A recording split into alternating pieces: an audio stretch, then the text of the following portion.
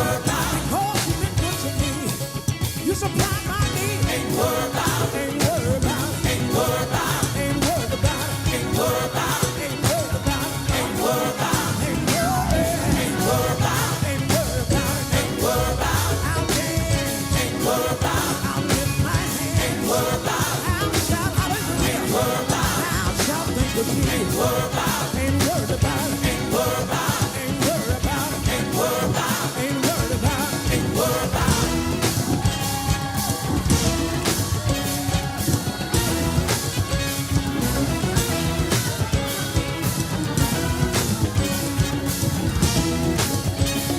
Y'all ready to hit me with it?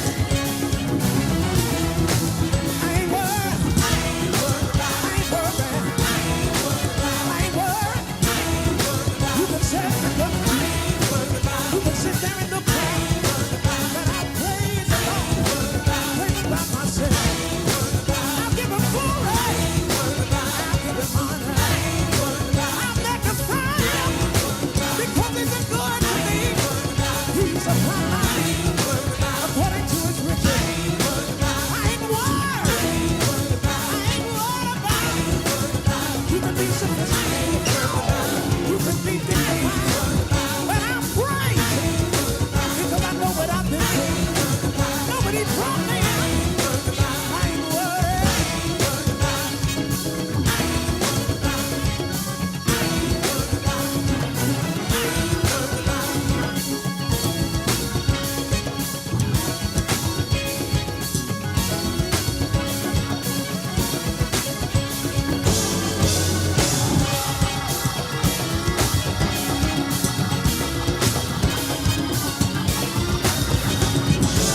Somebody ought to clap your hands.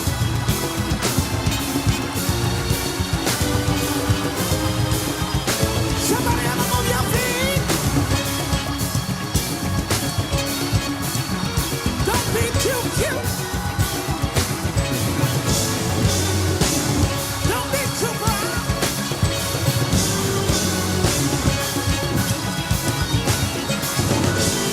Woo. Can we say that again? Can we say it one more time? Yes. I ain't worried. I ain't worried. I ain't worried. I ain't worried. I ain't worried. I praise him. I don't want no rocks crying out for me. He's God and he's good. He's a good God. He's a good God.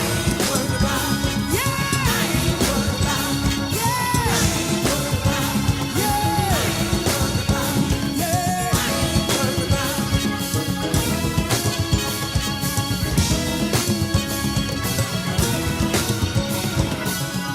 With your hands lifted up, say it like this. Take the limits off. Take the limits off. Take the limits off. Release me. Release me. Oh, take the limits off. Take the limits off. Release me. Oh, release me. Oh, take the limits off. Take the limits off. Release me.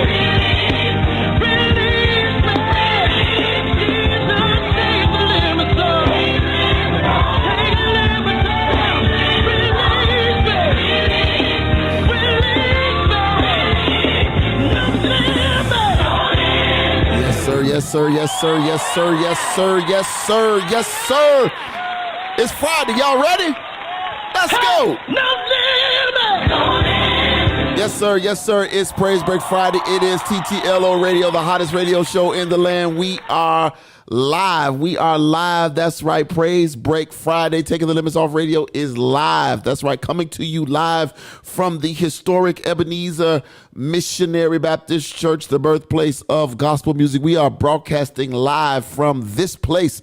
And man, I'm excited as always to be here on another Praise Break Friday. Y'all know Praise Break Friday. That's the day we really get to delve deep down into all things worship.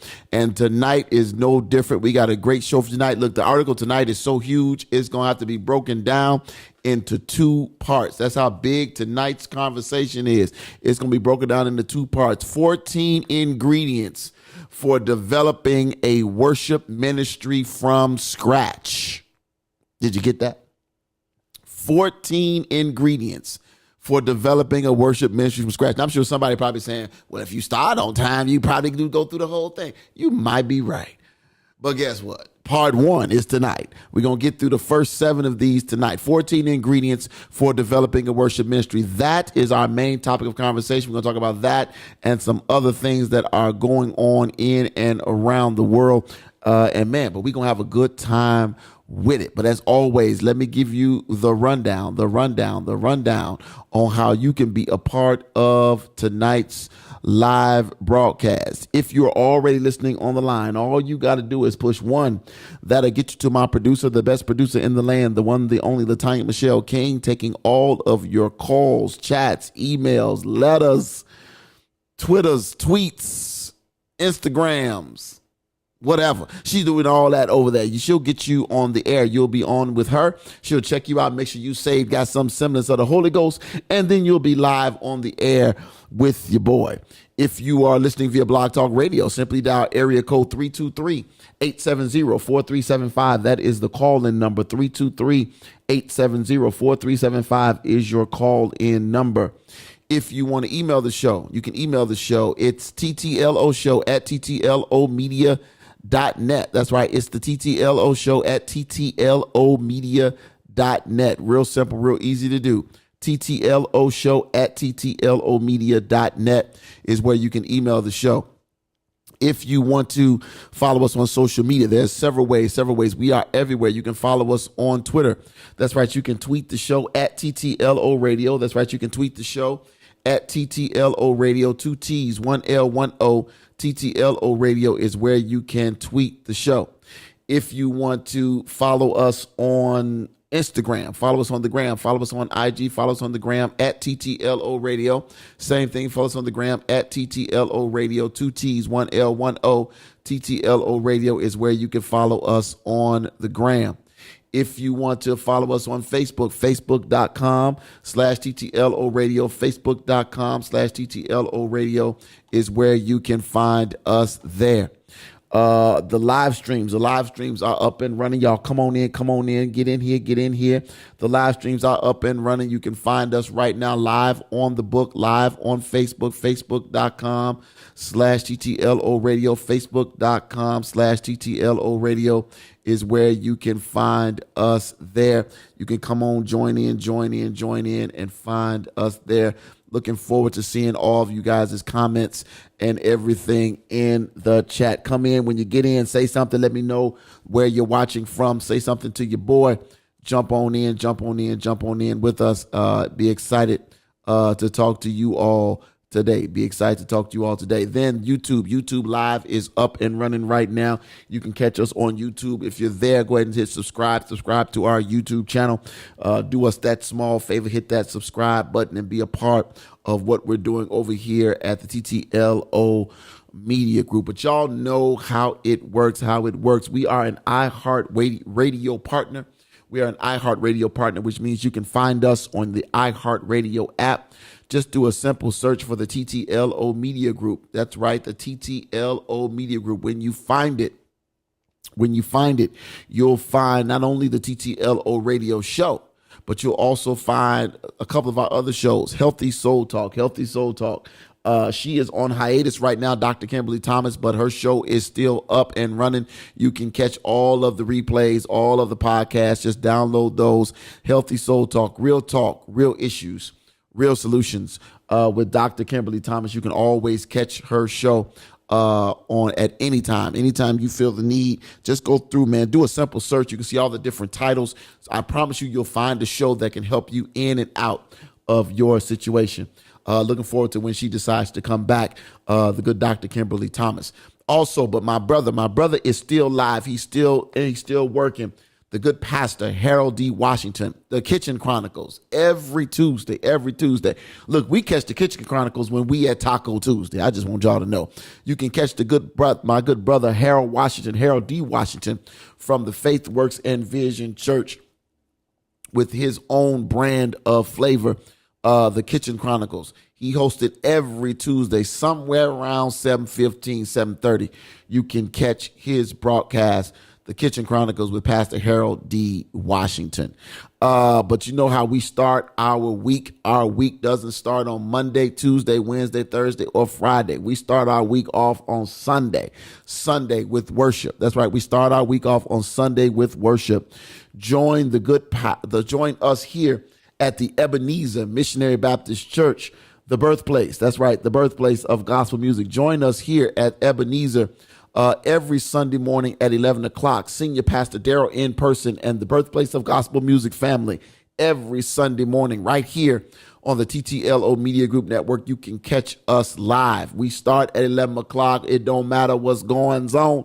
We're going to start on time here at the Ebenezer Missionary Baptist Church. But then the praise and the worship does not stop there, because as soon as you're done watching Ebenezer, if you feel like you just need a little bit more word, if you feel like you need a little bit more word, you want a different type of flavor, guess what? We have that to offer you as well, because as soon as we are done, we broadcast the Faith Works and Vision Church. That's right, my brother, the good pastor, Harold D. Washington, broadcast the Faith Works and Vision Church right here from the TTLO Media Group. Join the Faith Works and Vision family and Senior Pastor Harold D. Washington every Sunday, somewhere around 12:15. No, somewhere around 12:30, 12:45. That's what time you can catch my brother over there. Always a good time. Don't forget, we are an iHeartRadio partner, which means you can find us on your iHeartRadio app. Just do a simple search. You can find us on Spotify, iTunes, any of those places as well. I already did the iHeart thing. But you can find us there on any of those locations, man. Always good. So look, here is what's going on with everybody. What's going on with everybody? I hope everybody is having a good week, man. It was good to get some of that ice and snow off the ground. I was excited just to see some stuff melt away. I was excited to see some stuff melt away. It is always good. It's always like refreshing when you see the snow. Finally, the snow and the ice melt away. It's almost like it's the start of something new. I know winter's not over yet, even though the city of Chicago want to pick up all the dibs. Put your good futon out there and your baby's play set and your baby bed and the bassinet and the washing machine. Y'all done put everything out there to save a parking space. And the city of Chicago today said they was coming around to clean up y'all's dibs. Tanya, let me ask you a question. How do you feel about the dibs?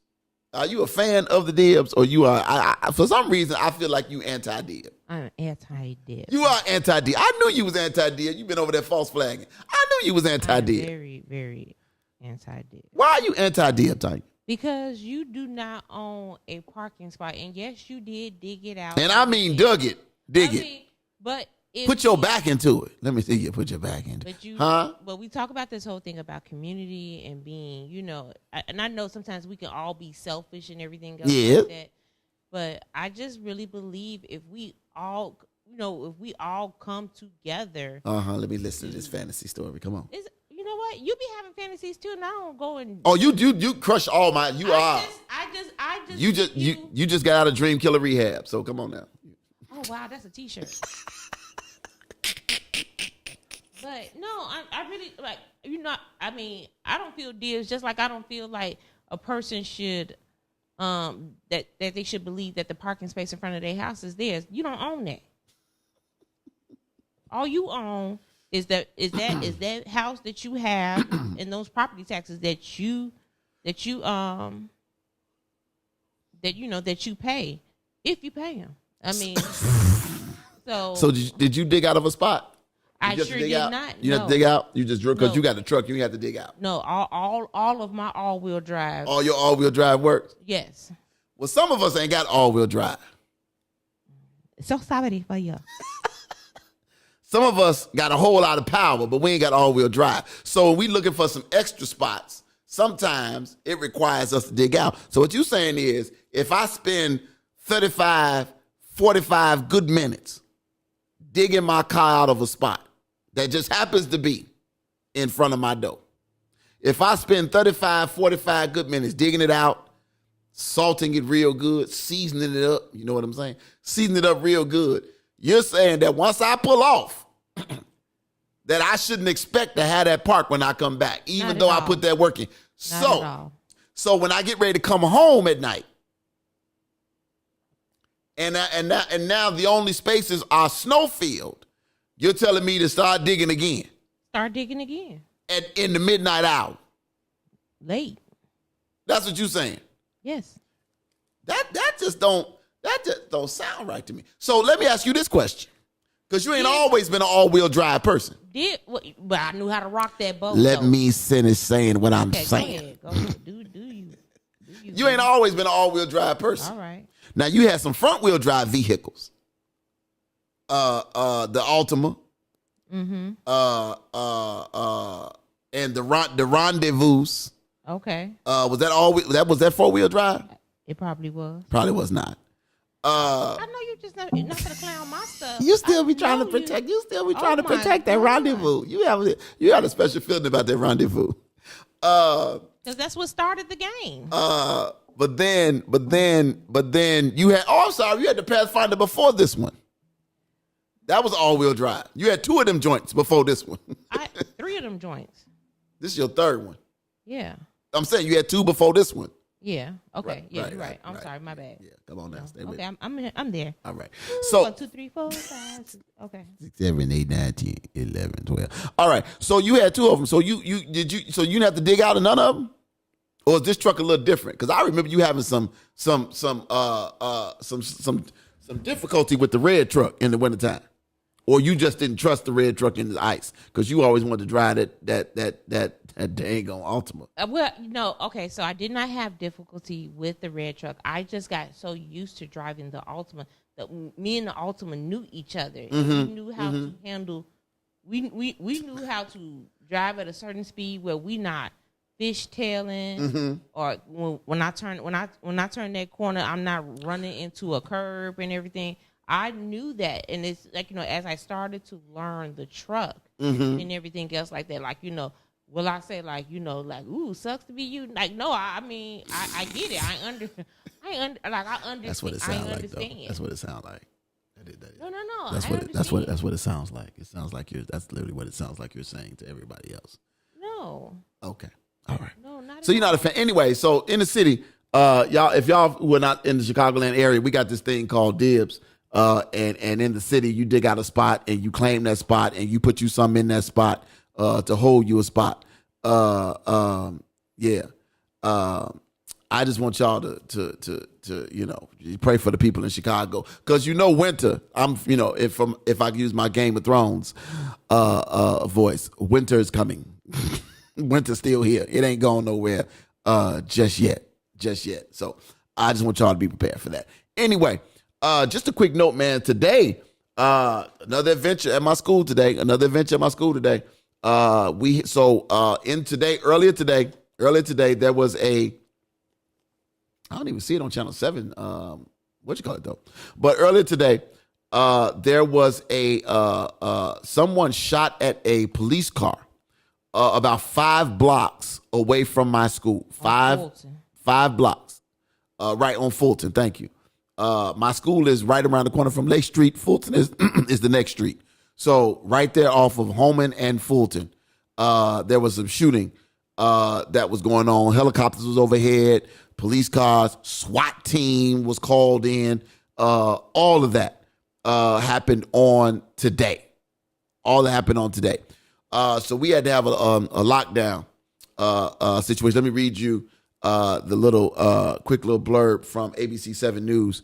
SWAT team was called to East Garfield, not West Humboldt Park, but East Garfield after someone. It always depends on what the news is. When it's good news, it's West Humboldt Park. Yeah, they have They have said East. When it's bad news, East. it's East Garfield Park, even though it's the exact same It's spot. still it's Humble Park. It is what you guys is what the aldermen have rezoned. They say it's Humble Park. up to Cicero. That is all Humble Park. Uh-huh. So A SWAT team was called to East Garfield Park after someone fired shots at Chicago police officers Friday morning. A person fired shots at police before running into a building around 9:45 in the 3200 block of West Fulton Boulevard. No officer was injured, but several rounds struck a squad car. SWAT was called to the scene as officers investigated the shooting, police said. As of 4 p.m., the situation was over with no one in custody, police said. One officer was taken to a local hospital for observation, but no officers in the shooting, according to Chicago Police Department. The investigation is still ongoing. So, of course, this happens while we're in school. And because it was in a 5-block radius of where we were, you all know this. I'm a member of the community policing and all that kind of stuff. So I have access to shot spotter information when stuff happens and all that kind of stuff. So I wasn't logged in to it because it goes off all day because I live in the city of Chicago and because my stuff is attached to I logged into the South Side stuff and the West Side stuff. So that means I'm all day if I choose to be all day. But because I'm in class and teaching, I can't have that thing doing all that. So today I had it either muted or turned off. And one of the administrators came into the classroom asking me, had I heard anything because he was listening to helicopter. Now, mind you, we're on the 3rd floor. I think I heard the helicopter, but I think I just kind of ignored the helicopter because, unfortunately, I think I shouldn't be used to helicopters overhead, but I think I ignored the helicopter because we were in the middle of a lesson. And once I turned the thing on, the thing went straight bright red, and we found out that SWAT team was on the way. And so we went into, because it was going to be a little nicer out today and that whole 32-degree rule, some of our students were going to go outside for recess. But that means the recess got called off, and then we went into an immediate lockdown, meaning all doors, nobody in, out of the school, no deliveries, no nothing. We went on immediate lockdown. Part of our lockdown process is we call the police. Like we literally called 911 from the school. We dial 911 and we let them know. Even when we're doing a drill, we dial 911 and we let them know we're in a lockdown, blah, blah, blah, blah, blah, blah, blah, blah. All right. So we went into a lockdown. We were in lockdown for about 25, somewhere between 25 and 35 minutes of lockdown process. Always interesting. We've done drills before, but this was a real lockdown because of there was some possible danger in the area. Again, didn't affect the school. Nothing got closer to the school, but out of an abundance of caution, we went into lockdown. I was cool with going into lockdown. I would like to say, yes, the fact that y'all still kept teaching is good because these kids are stressed out. Yeah. These kids are stressed out. The moment and they got their own, Oh, no, we didn't keep oh, you mean after the lockdown? Kept teaching before. Oh, yeah, the helicopters didn't mean nothing to me because we had sirens all day. Or we so used to it, like you said, used to it. Numb. It's like, numb to it, yeah. Like, I hope that's, I hope it's traffic, helicopters for traffic cam and everything else like that. Yes. And everything, or I hope the only time we really hear really good helicopters is when they practicing for the air and water show. And it's mostly airplanes at that point. Right. So, it was a little interesting for a few moments, but we got past it and it's all good. It's all good. So I just want to share that with you all. Other than that, I'm trying to think. There's really nothing else. There's really nothing else. So you say stuff off air, and then I'll be responding, But it's okay. I'm gonna let you have it. Man, here is the deal. Okay, y'all. Let me ask you this question, and I know this is gonna be a little bit sticky. There's a clip. Oh my God, did I save it? I probably did not. But there was a clip that I wanted to play for you all. I wanted to play for you all. And I may have it now that I think about it, because I sent it to Zachary, so I do have it.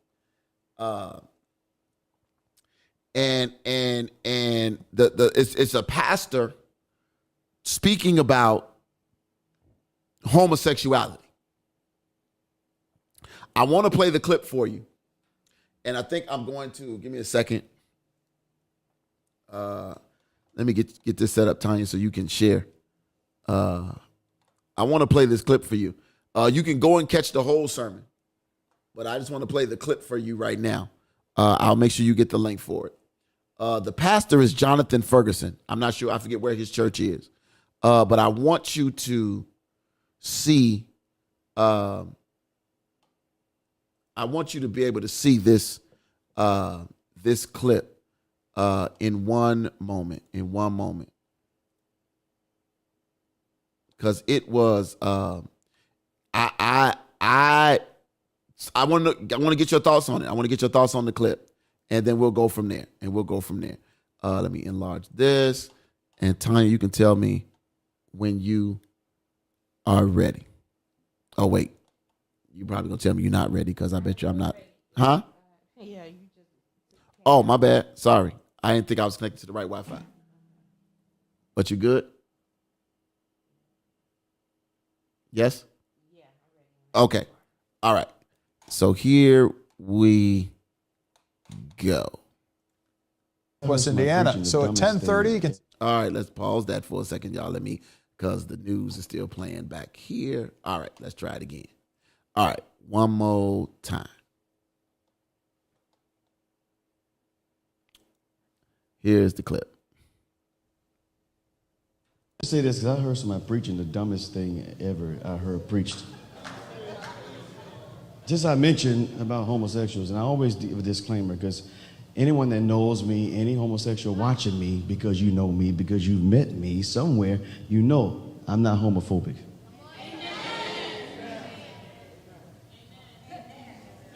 I don't treat anyone different because of their sexual orientation. No one has ever seen me do that. I preach the truth.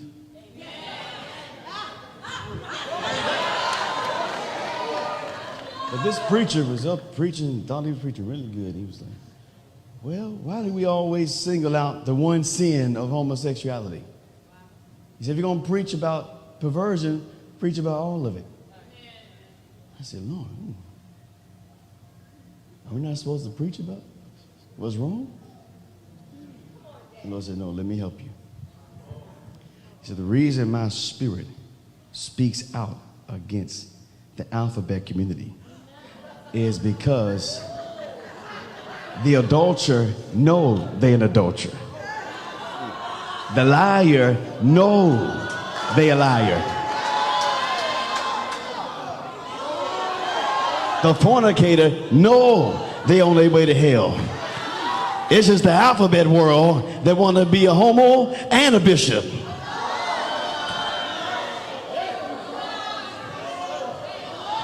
That's why we're very vocal against it, because it wants to change what's right and what's wrong in a generation. Sit down with your crazy self until you get a real word. That's an apostolic rebuke. Now sit down. So next time you hear that crazy stuff, you don't see liars trying to form legislation to make it legal to lie. You can go to jail for lying, but you can get ordained as a transgender. What in the world? Yes, we're going to talk about it.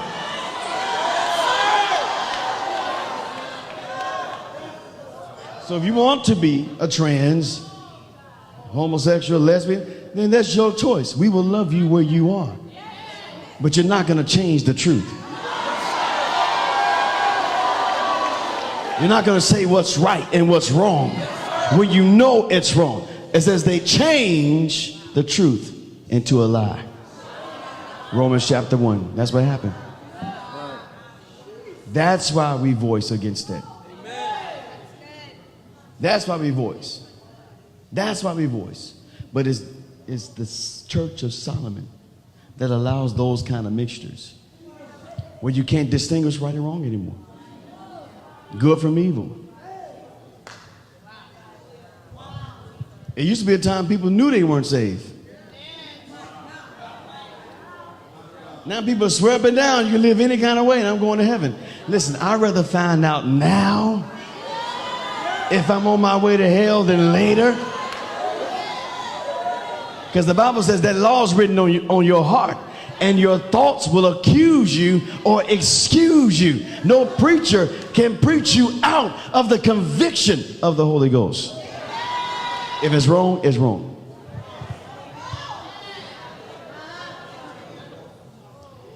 Someone say, if it's wrong, it's wrong. Yeah, that's that I ran across. So I'm in a couple of different groups, and so this clip was featured in one of these groups that I'm in, and there were some people who were very upset by the clip. They were very, very upset by the clip, and I was like, wow. So I listened to it. And then you can catch the entire. Let me make sure I get you all in case you want to look at it later. Not now, of course, but if you want to look at it later, the entire clip is on YouTube. You can get the entire clip on YouTube and watch the entire sermon, because that was a snippet of the sermon. Now, that was enough for context. It's not like we just took a 30-second something. That was the full context of what he said on that subject. Now, he was talking about that was just a part of his sermon about things that the church allows, right? So that's what it was. It wasn't taken out of context. It wasn't, somebody took a 30-second blurb and lost their mind with it. That's what it was. That's what it was. I want y'all to look here. I sent it to Zachary, a good friend of the show, Zachary Lavender. He shared his journey and struggle with his personal struggle with homosexuality and everything else. And so he and I sent it to him because I wanted to know how he felt about it, because I'm sure he's been catching some flack because he is now just preaching what the Bible says. And it's not about preaching hate, but I just was amazed. First of all, I knew nothing about this preacher prior to today. The other day. I didn't know anything about him, but I did some reading. He is a well trained seminarian, theologian, well trained. And he just preaches the flat out gospel. And you saw his congregation. You saw some clips and some quick pictures of some folks in his congregation. And he's got a younger, from what appears to be, I don't know how much of it you saw, Tanya, but he has a younger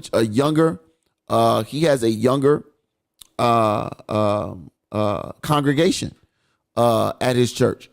I just thought it was refreshing, and like he said, it was not an attack.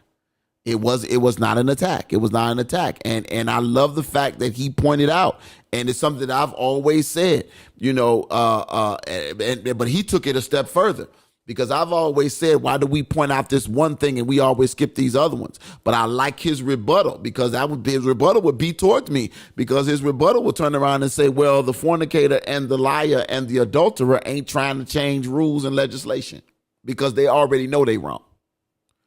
He says this is a group of people who believe that what they are doing is right. I'm not about to have that whole back and forth discussion tonight. I just thought that was powerful. I thought it was a powerful, powerful statement. It is something else, man. It's something else. You had a comment? Oh no, it was. I thought I heard you moving the mic over there. I did move the mic. Oh, okay. It you know, that clip, you know, was very good, very well said. Like, you know, sometimes I was just thinking, just period, before this this clip, how sometimes you don't understand some things, you know, and sometimes it takes about 1, 2, or 3 times and everything else like that before you get, like, you know, grasp the concept of it and everything else like that. And when he put the verses of the adulterer and the fornicator together and everything else like that, it makes you think. It was more thought provoking to like, you know, like, hey, if somebody looks within themselves, and I understand, like, you know, I love who I love and everything else, and, you know, I get it and everything else like that, but, like, you know, if this Bible says this, like, you know, and we all trying to get into heaven, like, we don't want to see anybody perish, like, you know, stop trying to change the rules to fit you. And that's the part that and that's not the only time. That's not the only thing. And I'm not.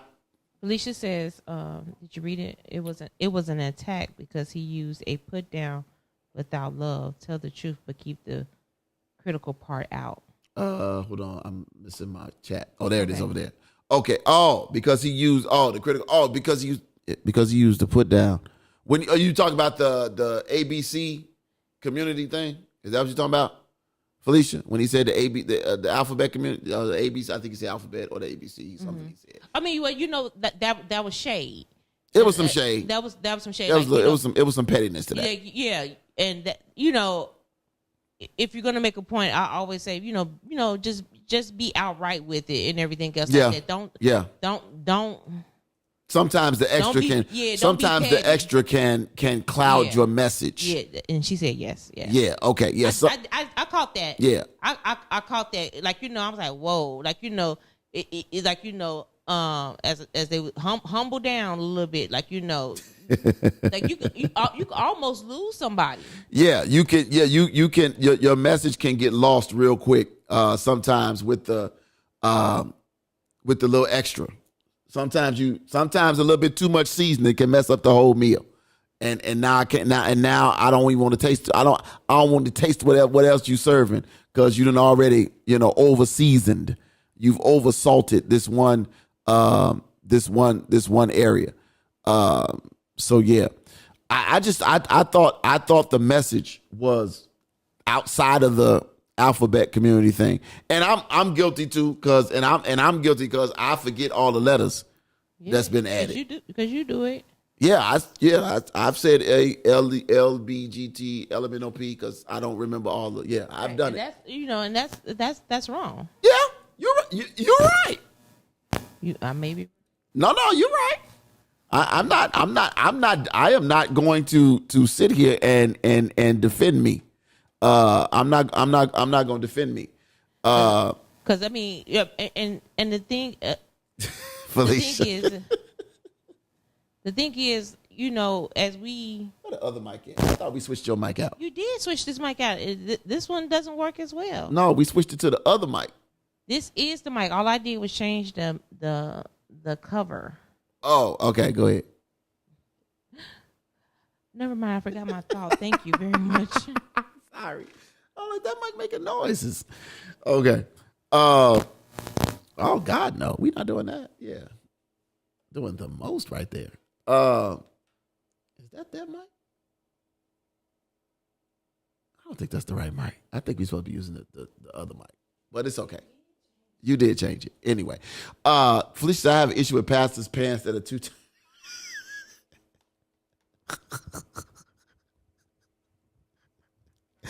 Really, Felicia? Really? That's what you That's what you gonna go with? That's what you gonna go with? Was the brother's pants tight? I didn't think he had did he have on tight pants? I wasn't looking at the brother's pants either. Felicia, I'm trying to understand what you doing looking at the brother's pants. Tanya over here in the snack box, y'all. Ain't no don't shush me when I'm hearing papers and bags rattling in my right ear socket over here. Snack bag. Anyway, I thought that the outside of the shade, I thought that the message was bless your ministry. I thought that the shade was outside of the shade. I'm sorry, that the message, because it's an interesting thought where, and I often think about it from this standpoint. I'll say it like this. How you doing, Brother Campbell? I often think about it from this standpoint.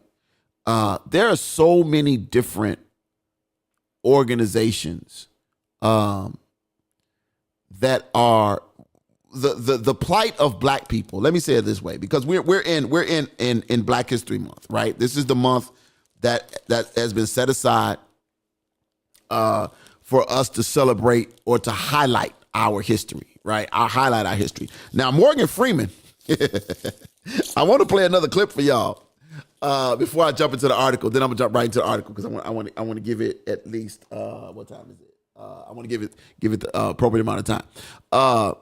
Morgan Freeman also had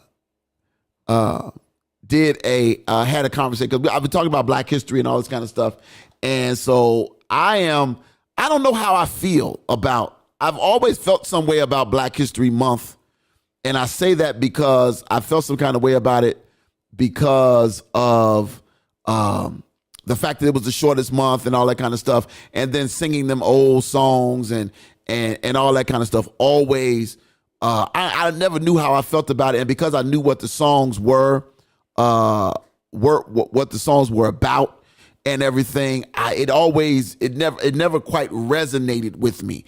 The speeches and all that was all, as a kid, that stuff was fun. But in my teenage years, I don't know if I reflected on it the same way. In my mid-20s and 30s, I was all in, and then I went through my yes, absolutely, we're gonna be black, and all that. But then it's like I'm constant, and I don't know. I think my thinking process is constantly evolving, and so I want to play this clip. It's an older clip from Morgan Freeman. He's doing two different interviews. One is with Mike Wallace from 60 Minutes, and the other one is with Don Lemon from CNN. You don't want me to show it? Okay. I realized I killed it. Yeah, my bad. I'm about to give it back to you though. But I want to give it to you again. I want to give you this clip with Morgan Freeman, and you let me know when you got it. Okay, and because there's a reason why I'm mixing the two issues, and then we'll come back. Y'all can keep going in the chat. But we're going to keep going. If do me a favor, if y'all haven't already hit the share button, hit the share button. But here we go. Come on, Brother Morgan. Speak to the people. Speak to the people. He going to talk in a minute, though, because maybe once I unmute Facebook. All right. Black History Month you find ridiculous. Why? You're going to relegate my history to a month? Oh, come on. What do you do with yours? Which month is White History Month? No, come on, tell me. Well, I'm Jewish. Okay, which month is Jewish History Month? There isn't one. Oh, why not? No. Do you want one? No. I don't either. I don't want a Black History Month. Black history is American history. How are we going to get rid of racism until... Stop talking about it. I'm going to stop calling you a white man. Yeah. And I'm going to ask you to stop calling me a black man. I know you as Mike Wallace. You know me as Morgan Freeman. The whole thing, especially the president and Democrats now are talking about income inequality, and that's basically what, when you talk about the richest 85 people on the planet, right? Yeah. It's income inequality. Do you think that's, looking at, what's happening in the news now, is that a good idea? It's a great idea. It is the greatest idea. We have a much more vibrant society when we don't have such a vast chasm between the haves and the have-nots. We need that middle ground that we call the middle class, the people who buy everything, people who use the products that the rich are creating, if they're creating anything other than wealth, right? Right. So it's what's happening with the Chinese economy right now. They're changing their whole outlook because they need consumers. Yeah. And without a middle class, you're not going to have consumers. You're not going to have it at the level that we normally would have it. So can I go back to, because I thought what you said was fascinating, because you called it bull when you said people can't, pull themselves up. Do you think that race plays a part in wealth distribution, or either a mindset that you can't Today? or cannot? Yeah. No. You don't? No, I don't. You and I, we're proof. Why would race have anything to do with it? Put your mind to what you want to do and go for that. It's kind of like religion to me. It's a good excuse for not getting there. Yeah. I said, and it's probably get me in trouble, but I said to some of my colleagues recently, so I know that it's an issue, but it seems like every single day on television I'm talking about race, and it's because of the news cycle, it's in the news, but sometimes I get so tired of talking about it. I want to just go, this is over, can we move on? And if you talk about it, it exists. Right. Yeah. It's not like it exists and we refuse to talk about it, but making it a bigger issue than it needs to be is the problem we have. So I understand you recently had a birthday. You're 27? No. Got that on 37. 37. Yeah. We have a little Gee whiz. surprise for you. Can we get it? There you go. Oh, no. That's more like it. Happy birthday, sir. Thank you, Don. Thank you for joining us here. Oh, it's a pleasure to be here. Appreciate Pleasure to you. talk. So I wanted to share that just another different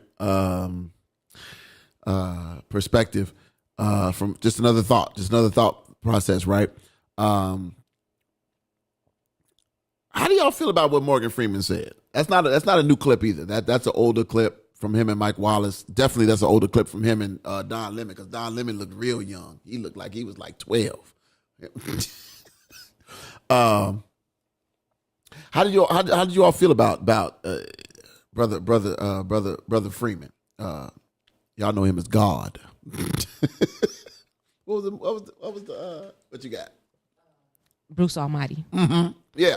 I kind of got what he said. Sometimes I get tired of talking about the shootings here. I get tired of I get tired of you talk. I get almost tired of you talking about it because I always ask you, what's the next step? Why don't you do something? What's next, and everything else like that. It is tiresome to bring up the woe is me and everything else like that. What are we doing to change our narrative and everything else like that? What are we doing to change our narrative? Okay, that's a fair question. So yeah, I definitely I felt that like stop talking about it. Like every day, we're gonna face this racism and everything, and either we call it out. I think that's we make sure that we elect people who are going to change some things. So we all about calling out the Karens and the Karens and the Kens and everything else like that. Mm-hmm. We can't eradicate racism, because I think racism is just like how you guys would say, everyone is not going to like you. Because what you used to say was like, everyone's not going to like you. And if everyone liked you, then there will be a real big problem. So, all we can do is, and you can do, and this is psychology. You do it with a bully. You call him out. You make it known. And everything else like that. Either they cower back, either they say, yeah, I said what I said, and they stand on it, or they don't say anything at all. That's just my take. I appreciate that. I saw Felicia. I saw your comment said she agreed with the first clip. Yeah, I I want to say I'm in agreement as well, because with the first clip, because I do believe that it gets very tiring that every time I turn on a particular channel that they're talking about something else that black folks don't have, or something else that black people have been denied, or something else that, you know. Is there racism in this country? Absolutely. Do a number of white people still look down at black people? Absolutely. And Felicia, I'm not in the business of changing what people think about black folks. Focus on yourself and be proud of your race. Absolutely. Go ahead. You turned your mic off. I didn't. I did. I was just gonna say one more thing. You turned your mic off. No, I mean, like, we always have seems like every year, and like I said, I can't wait to hear what the new catchphrase is. But right now, this new terminology of black fishing, where, like, of course they say Kim Kardashian, like, because like, either she wears the black clothes or looks like the black models and everything else like that, but we don't get the credit that's due. I mean, I say this like, what's that? The best, what was that? The best form of what's the saying of a compliment is when somebody, like, you just complimenting us when you keep redoing what we do, because no one could do it better than us. I get it. Yeah, the best form of flattery is what's the word? When you copy out somebody else. I forgot. I forget the word. I forgot the doggone word. Yeah. No shade on Martin, Emmett, or Harriet, but more black folks have done more for this country than them and still are. Please show them. Yeah. Absolutely. And they are. And I've said this for years. Tanya said this for years. When you do these history, when you show these black history presentations, there's so much more to our people than slavery. And there's so much more to our people than the civil rights movement. There's so much more to black history than the civil rights movement. And that's why I am always one. I know at my school, I am on the committee because we formed a committee at my school because Black History was not something that was, Black History Month was not something that was highly celebrated because either nobody wanted to take on the task or imitation. That's the word. Thank you. Help somebody out because we didn't know either. I forgot. And that's what she does. I'm sorry. Imitation. Go ahead. One of the things that we did was we formed a committee because we wanted, because for me, and I know I was told, Tanya told me when I got to the school, and other people told me, I said, how is it that, because I found it weird that in February that there was nothing being done for Black History Month when I got to the school. I thought that was the weirdest thing. I'm like, we got a school full of 98.9% African-American people, a whole bunch of black female teachers and assistants. Everybody working in the kitchen is black. But culture had changed by then, by the time you showed up. Okay. Because when it was the old, I can say it now because right. I don't work there. It wasn't that. It was 90% white. You mean the teachers? Got it. The teachers. And even everything. still, and I'm glad you said that. And so and then and everybody, and when they wanted to celebrate it, I wasn't on their payroll. Right. I was being paid. Mm-hmm. When they wanted to celebrate it, I kept hearing about a person who wanted to do an African dance, and then they cut that out, and I was like, oh, what's that about, and everything else like that. That's I'm like, that's shady and everything else like that. And so a lot of people disbanded. Then of course you got our demilitant black people who fight the power and everything else like that. And and so they took back a little bit of themselves, but at some points I feel like it's watered down. Well, I think that's what it was at some point, and then it's not now. It's not, but it was. It's not now, but it was. I think part of it is not knowing and nobody really pushing for it, because when you're frustrated with other stuff, it's like I don't have time to argue about this right now. Right? Felicia says, I'm still learning our history. So much of it is hidden. I wanted to find this last little piece, this last little clip I wanted to play. I got to find it, though. It was from ABC News the other night, and it was talking about the lack of black teachers. Did you all see that? It was talking about the lack of black teachers. Will Jones is the reporter that did it for ABC 7 News. And dang, I wish I had it up and ready. But he was the reporter that did it for ABC 7 News. And I just thought it was something that was just I have not watched it yet, but I set it to record, but it got my attention immediately, just based on the subject, because it's something that I believe we've been talking about for a while, whether it be us here or even nationally, that, you know, the people who are teaching us, teaching our children, don't necessarily look like us.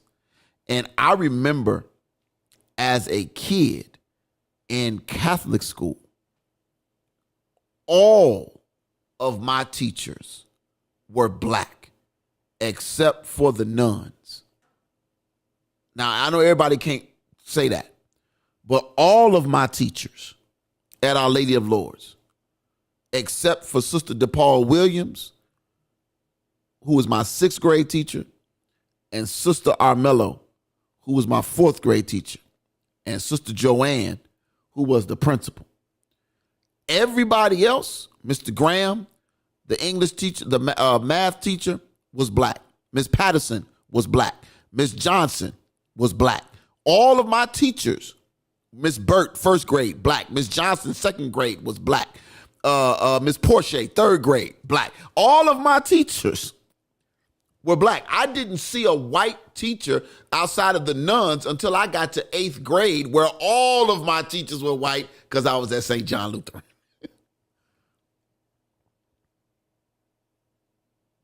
Now, when I got to Providence St. Mel, I had a mix. I had a mix at Providence St. Mel. What about, Tanya, did you have a mix of teachers at Providence St. Mel or what? No, the nuns were still there, and Miss Hadley was our only black cool teacher. Who taught accounting and computers. Oh, okay. Yeah. Okay. Interesting. I just go ahead. No. I'm just saying, like, yeah, it was mostly. I can say it's mostly white at the end of the day. Okay. I think sometimes, and I don't know, could this be taken as could somebody take this as reverse racism? Is this something that how do y'all feel about the black teacher situation, or the lack thereof? How do you all feel about the lack of black teachers, where your kids are going and being taught, and even in some cases African American history being taught by someone who is not African American? I'm just curious. I'm curious how do y'all feel about that? Is it being overthought, or what? This is I'm gonna play. Let me see how long this clip is, and then we're gonna go into break right afterwards. Can I skip this commercial? Yeah. All right. So here it is. So I'm gonna play this. And then we're gonna go. Tanya, you should still have me, because I didn't kill the thing. Just don't show the guy go commercial that's playing right now. Oh. You still have it though? Yeah, I got you. Oh, okay. So as soon as the Geico brother stops talking, we'll be good to go. Public school students are non-white, but those who teach those students are half of Illinois public school students are non-white, but those who teach those students are overwhelmingly white, and the lack of representation in front of the classroom could be impacting the achievement gap.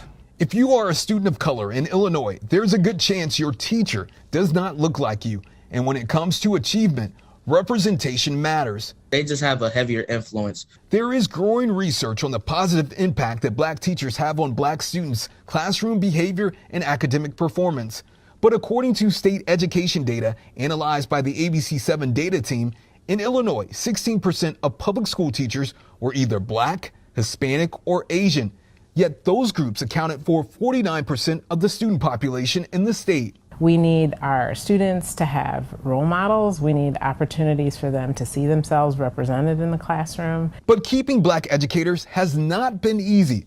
Black teachers have the lowest retention rate of any racial group in the state, with 81% staying in their schools compared to 87% overall. If we don't get the issue fixed now, it could lead to a generation of students who won't have the same academic success that students in my classroom and other classrooms are getting. Devin Evans teaches 12th grade at Butler College Prep on Chicago's South Side. He also heads the Black Male Educators Alliance of Illinois. It is hard work, and if you're in a school that does not support you as a black teacher, it's going to be difficult to maintain yourself in that space. To better support black teachers, Chicago area districts say recruitment is key, but they're competing for a limited number of black educators entering the profession, and black male teachers are even harder to find. It's an extreme challenge for us, and we know for all of our other districts within the state. Indian Prairie School District 204 serves students in the western suburbs. District officials say they've expanded their recruitment efforts and made their hiring teams more diverse. District 204's black teacher retention rate is 90%. Illinois' largest school system, Chicago Public Schools, is keeping its black teachers at a rate of 80%. That's on par with the retention rate for all school districts combined for black teachers. I was coaching wrestling, and I saw that through coaching and mentoring, I was having a positive effect on my students. So I thought, how could I reach more students? At the college level, Chicago State University recently launched the Call Me Mr. program for black and brown male education students. Their program offers tuition assistance and mentoring. College is expensive. And if you talk to any of our students in the Call Me Mr. program, they'll tell you that that was one of the draws, is that they get a 4-year scholarship. Scholarship recipient Barry Wilson Jr. says some family members and friends tried to push him toward higher paying professions. The pay doesn't discourage me into wanting to do something that I've always wanted to do. I'm still going to be the teacher that wears the cape in the classroom. Teachers are nation builders. Their work will last way beyond just the classroom space. Mr. Evans teaches a course on urban education. He says the more black students see faces like his in the classroom, the more likely they are to consider a career in teaching. All right. I just wanted to share that with y'all. Thank y'all for your patience with that. I don't know. I think about where I am. I think about what kids see. I think about the influences that our kids go through. I think about all of those things, and I wonder, how big of an impact it is, because the role models that kids. I never wanted to be a teacher as a kid, but I appreciated my teachers because they looked like my mama. You know what I'm saying? They looked like my grandmama. They looked like my uncle. They looked like some folk that, when they spoke to me, it felt like they were speaking to me from a place that other teachers didn't feel like they were coming to me from that same place. If y'all get what I'm saying, they spoke to me and it resonated, right? Something about that voice, something about the look, something about all of that mattered to me. For one, watch this. They didn't look like they were afraid of me. If we can be real honest, some of these teachers that are teaching our children, it could be for good reason, but some of them look like they are afraid of the students. So even when they go to correct them, the students can hear the fear in their voice. Yes. I think what you just said is very much true. Like, I remember it wasn't about it was about my kids, but it was about me. Mm-hmm. And as a parent, like, you want to know what's going on with your kids and everything. Mm-hmm. So I remember I was told later on, like, during a report card pickup for Taylor, she's in kindergarten, because she cried a lot. But anywho, she cried and everything. And I talked with the teacher, like, I said, I never had this problem out of her before, her crying like this and everything else like that. Like, Taylor would cry maybe 2 hours before, 2 hours after I've gotten home and everything, which would make me come back, because she's either cried so much that she's thrown up. So needless to say, I stayed. That's how I got, that's literally how I got at Florida. I stayed from 8 a.m. to 4 p.m., making sure that she was okay. Mm-hmm. So when it came down to report card pickup, I was told they had Mr. Warren on standby just in case it got ugly. Wow. And I didn't know. And I was looking like, it wasn't going to get ugly. First of all, it's a kindergarten child. And I'm just a mom at this point. Like, I'm just a mom. And I'm looking like, how could it, like, the report card pickup, you guys have seen me here, because, Polaris has an open door policy. You guys have seen me here every day of the week and everything. Not one time have I busted in the classroom like, all right, what's the problem and everything. But, these teachers, sometimes they have their own you got on the defensive, and I didn't even know what you were on the defensive about. Like, I did not know that it had, like, literally it had come, like, from the teacher to admin to the people in the office, like, hey, Mr. Warren, stay by the room just in case it gets ugly. And like, and I was shocked. But that was because teachers were fearful. Yes. Wow. Yeah, I noticed that, and I told you my first full year there, it was, we got another tall black guy. Okay, you come down here. I it's like, it's that whole, we're glad you're here. You're glad I'm here. Why? Yeah, they're glad you're here. This tall black guy, but, like, also, like, I had to use you as a pawn for something wrong again. I'm trying. Your mic just went out or something. It's not you, or you're not talking in it. Oh, thank you. Okay. All right. Barely, but go ahead. So I had to use you as a pawn just because, like, you're not gonna put down the single black woman and everything else like that. Like, I got, like, I have to flex and show you, like, the black men, even though they around / not around, they around, like, it's still a village and everything. And I hate that I had to do that, but, like, the colonizers think they can talk to you any kind of way. So what's the difference between? Let me ask this question. I don't want to switch it up. What's the difference between you saying colonizers and me saying LABG LMNOP? I have a problem really saying white or Caucasian. I'm just saying, what's the difference? It's no different. Oh, okay, just check. I personally have a real hard. I just really think it's more harsh to say white. Oh, okay. That's fine. No, we ain't got to get off on that. I just thought I'd throw that out there. I do want to say this. I've seen it. There appears to be. I can tell that there is some that I can see I can recognize fear in people's eyes when I see it, and I can tell when people are intimidated, and so I understand how there are sometimes some kid gloves, for lack of better words, that are used when there needs to be more direct conversation had with student and then with parent.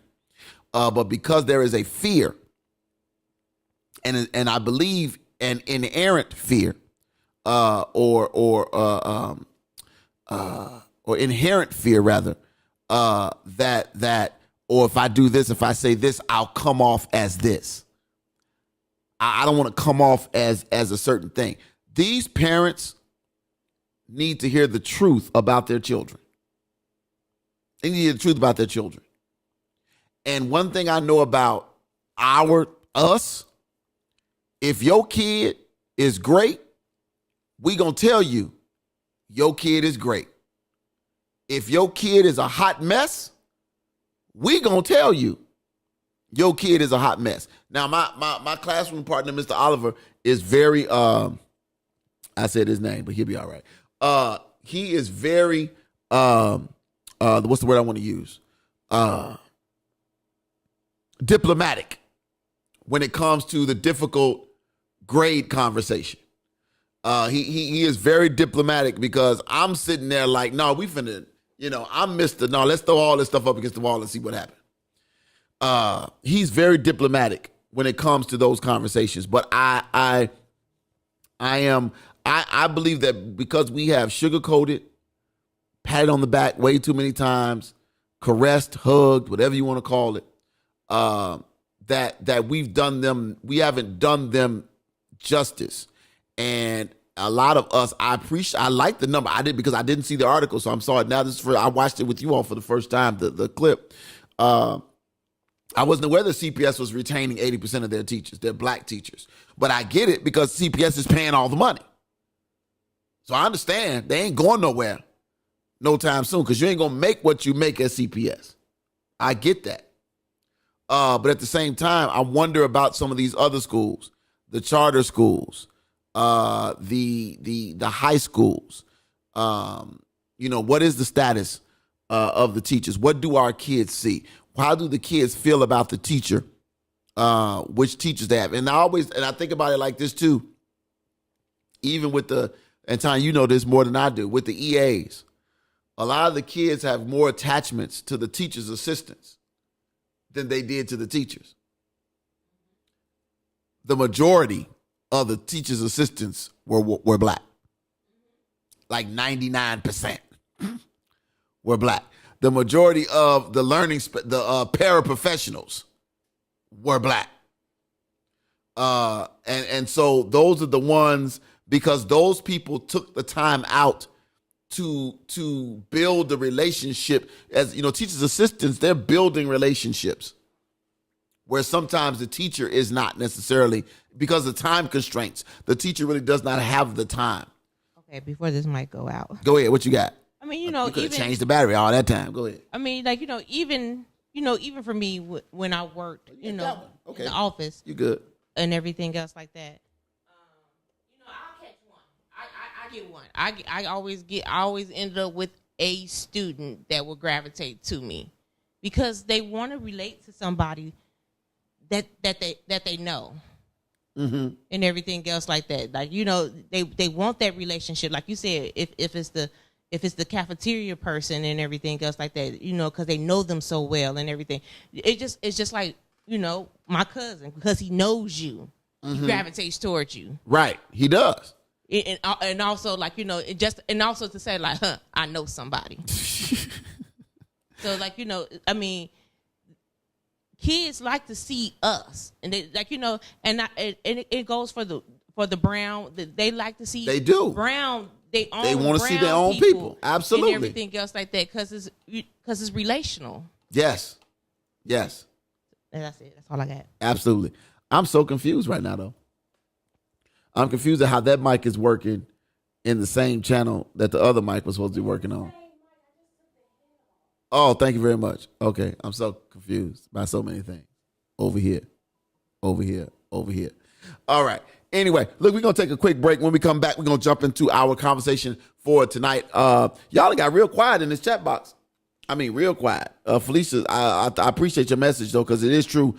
We are all still learning our history. And I think we should continue to study our history. And the only way we're going to move past racism is for us to, the truth is the truth, right?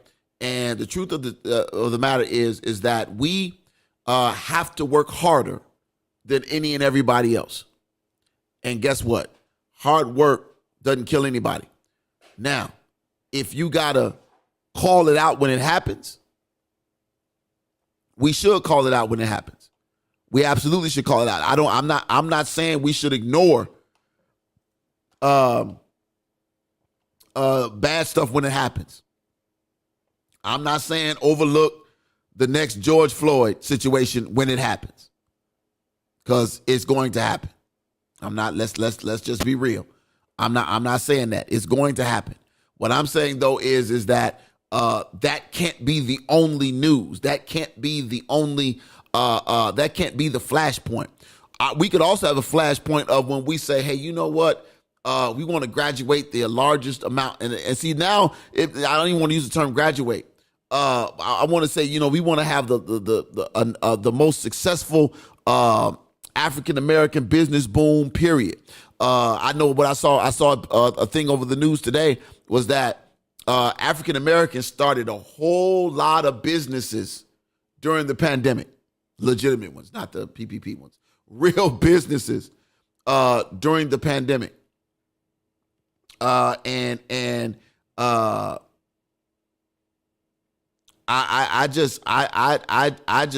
happy for that, but we should see more of that. We should see more of our folks doing great things. Everything on the news shouldn't be about something else happened to another black person, or for every time they show us being attacked or brutalized or hurting each other, we should the positive news should so outweigh the negative news that they have to show it first. Go ahead. Oh.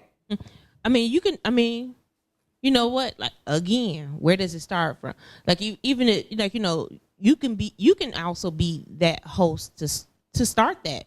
Like, we just talked about it. The kids who wanted to go see the Alvin Ailey dancers and everything.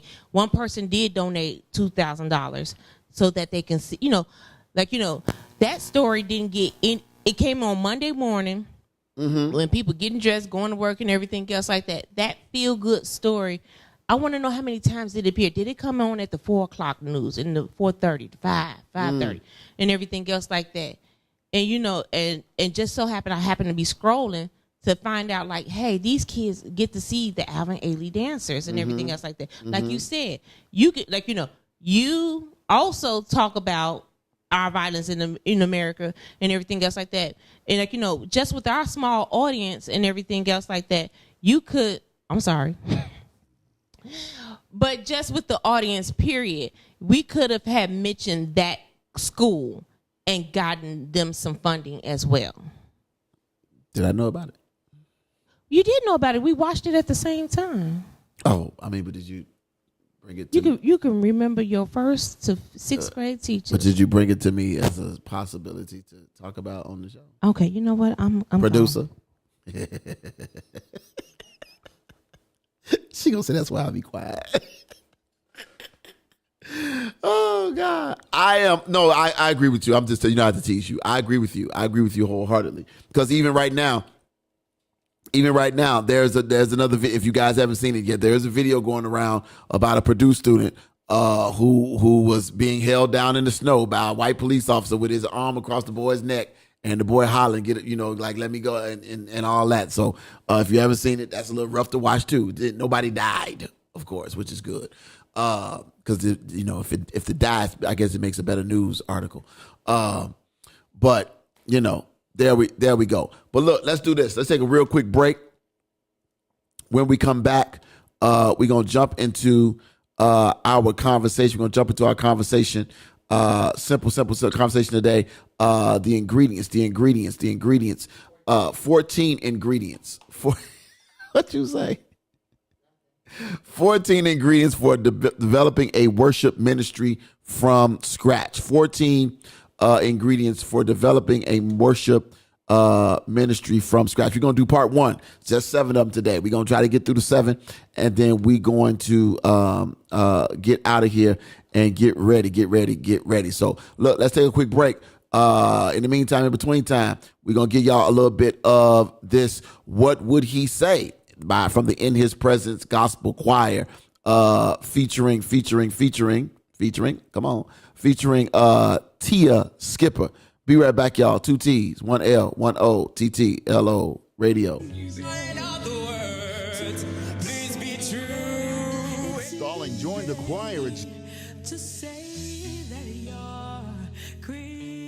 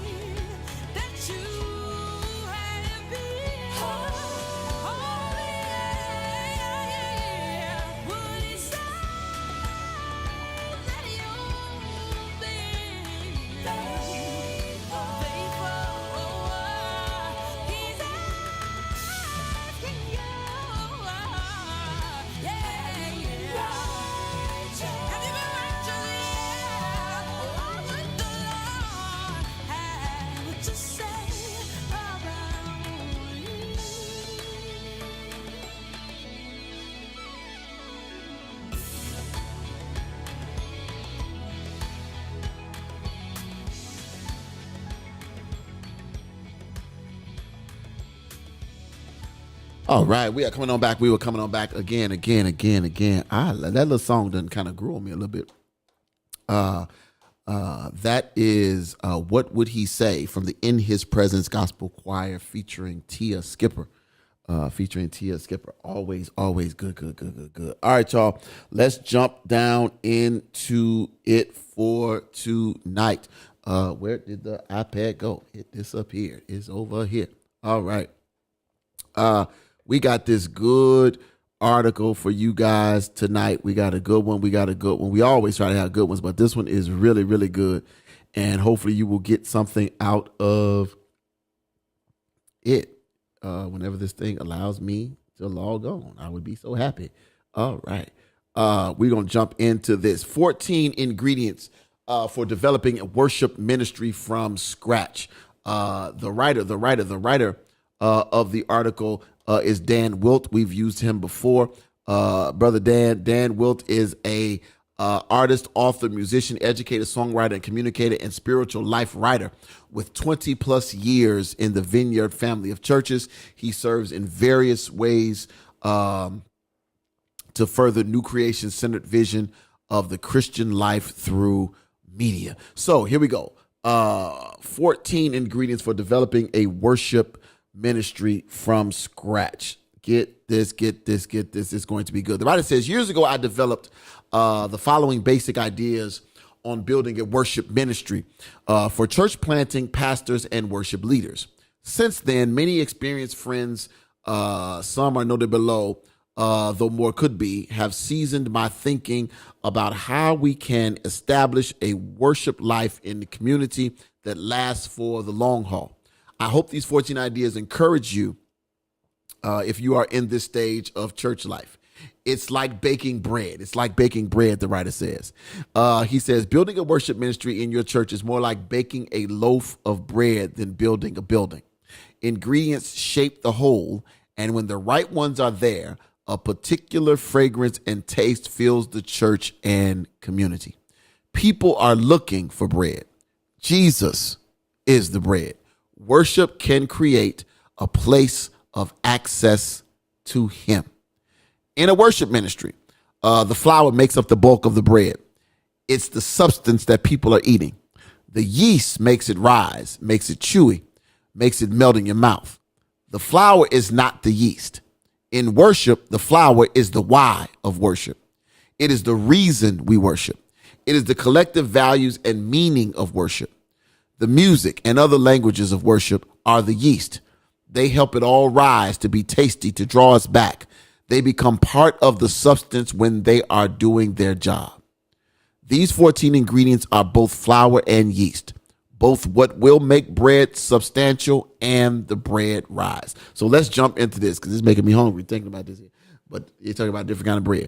Here we go. 14 ingredients for cooking up a worship ministry. Where do we start? He says, at the very foundation of the dough, what is worship? Then we move to the yeast, the how-to ideas of building a worship ministry. So here we go. Number one. So important. Can't go anywhere without this one. You have to determine your definition of worship plus create your worship philosophy. Now, I do these articles. And I do them because I like them because they make people think. I don't always agree. But I'm going to read this again. Number one, determine your definition of worship plus create your worship philosophy. Okay, here we go. The writer said this is a big one, so a little time is worth it here. This is where it all starts. If the definition is off, even by just a few degrees from a sound biblical vision of worship, we will have worship bread that is heavy on yeast, light and fluffy, and low on substance. Or vice versa, heavy on substance and low on texture. First, start at Romans 12, 1 and 2, and reach back into the Old Testament and forward toward Revelation, the new creation. For this definition I came up with, you can find, he says, for definition I came up with here. Let me grab the definition, please. Go. Quickly, sir, quickly. All right, so the definition is here. Definition is here. Let me open that up. So the definition, it's simple. You need biblically based definitions, right? And we figure out the problems with worship industry, radio industry, more because we have these limited definitions. He says from this, once you get the definitions of what worship is and what it should look like, you go back Romans 12 and 2. Self-offering and loyalty in all aspects of everyday life. Then, of course, John 4, 21 and 23. That's the heart of who we are. Flowing in spirit and in truth and engaged relationship, right? So from this, you can emerge your worship philosophy. This is important iteration of the vision of the worship is all about, to which you can call people to in the church and in the worship team. This should be revisited each year and edited as appropriate. Do you know the true definition of worship? You cannot talk about forming a productive or a fruitful worship ministry if you have not taken the time to determine the definition of worship from a biblical standpoint and then create a worship philosophy. A lot of times we just say, if I get the people, I'll be all right. You can go get 10 great singers, wonderful singers, great voices, and still screw up your worship ministry. Because if you've never set a standard for what that you want to put on display for a biblical definition of worship, a biblical display of what worship looks like. If you never set that standard, I don't care, you get the top 10 best singers in Chicago right now, your worship ministry will still be lacking. Or as the writer said, you'll have a lot of fluff. Oh, they're going to do some runs now. Or they're going to hit you with some high notes. They're going to get you with some harmonies and some melodies that's going to just have your wig going back the other way. But I promise you it's going to be all fluff. It's going to be all fluff. So you got to determine your definition of worship. Number two. Once you've determined the definition of worship and you have set your worship philosophy, the second point says spread your worship philosophy through every aspect of church life. Spread your worship philosophy through every aspect of church life. The writer says this: having created a worship philosophy built on a solid definition of worship, now you have something to speak from, teach from, and lead from. Let me say that again. Now you have something to speak from, teach from, and lead from in every aspect of your church's worship life. From how you set up the stage, to how you handle your musician rotation, to how worship is led in small groups, to what you purchase for visual and sound gear. You are seeking to spread the philosophy through everything you do. Your worship philosophy should be from the time the lights come on at 8 o'clock on Sunday morning until the lights go off at 1:30, 2 o'clock in the afternoon. It should be a part of everything that day. Your worship philosophy, even there should be some aspects, there should be some seeds, there should be some residue, even in the Sunday school meeting for what worship is going to be. You're setting the stage, even in Sunday school, for what worship is going to look like. You're setting the stage. Are we doing that though? Are we doing that? Are we, or are we just doing the other side? We getting the good lights. We getting the good cameras. But we ain't dealing with the John 4:21 and 23. We ain't dealing with that part. We ain't dealing about the true worship part. We getting all the stuff though. Let me get this. Let me get that. Oh, let's buy this. Let's buy that. Oh, let's do this. Let's do that. If we build it, they will come. No, this ain't Field of Dreams.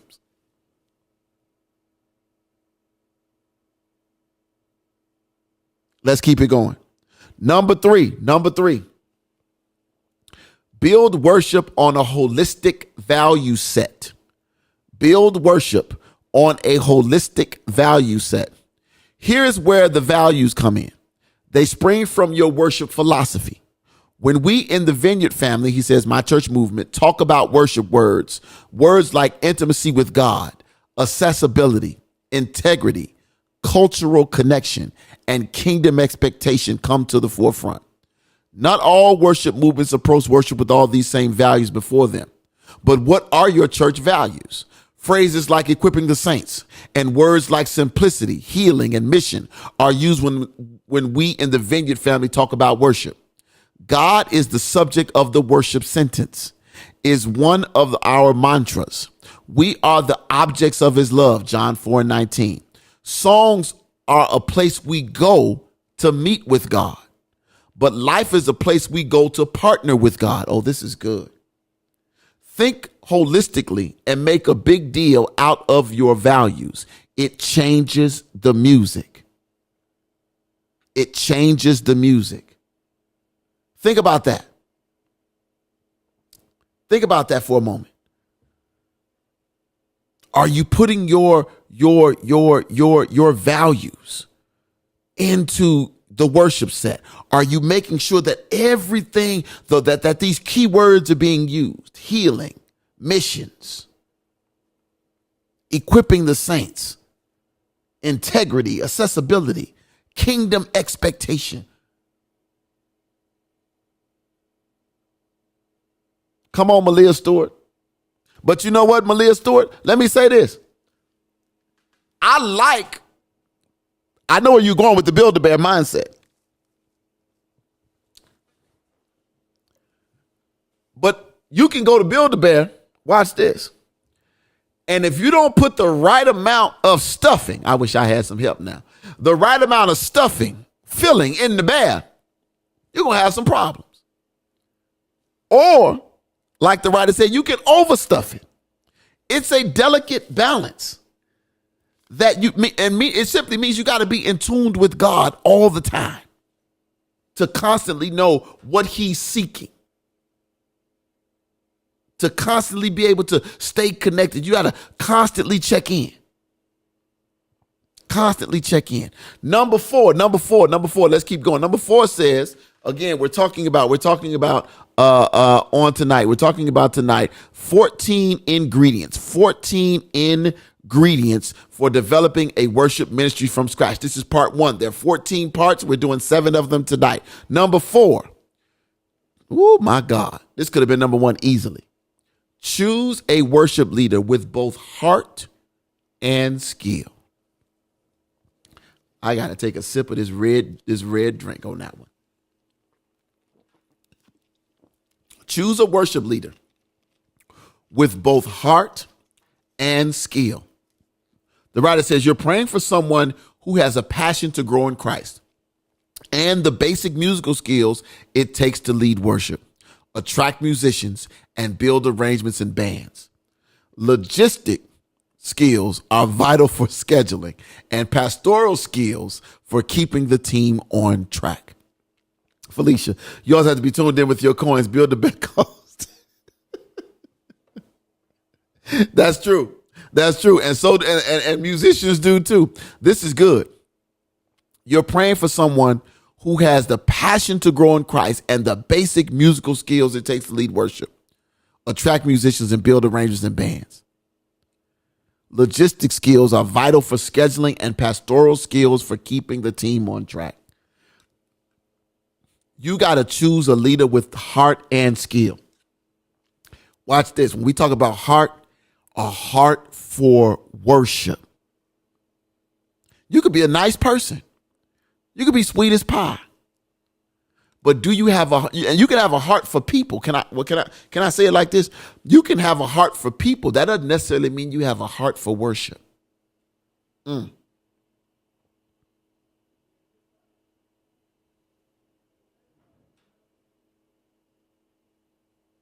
You can have a heart for people, but that doesn't mean you have a heart for worship. Malia Stewart says, too many of y'all worship leaders are aspiring singers. Yeah.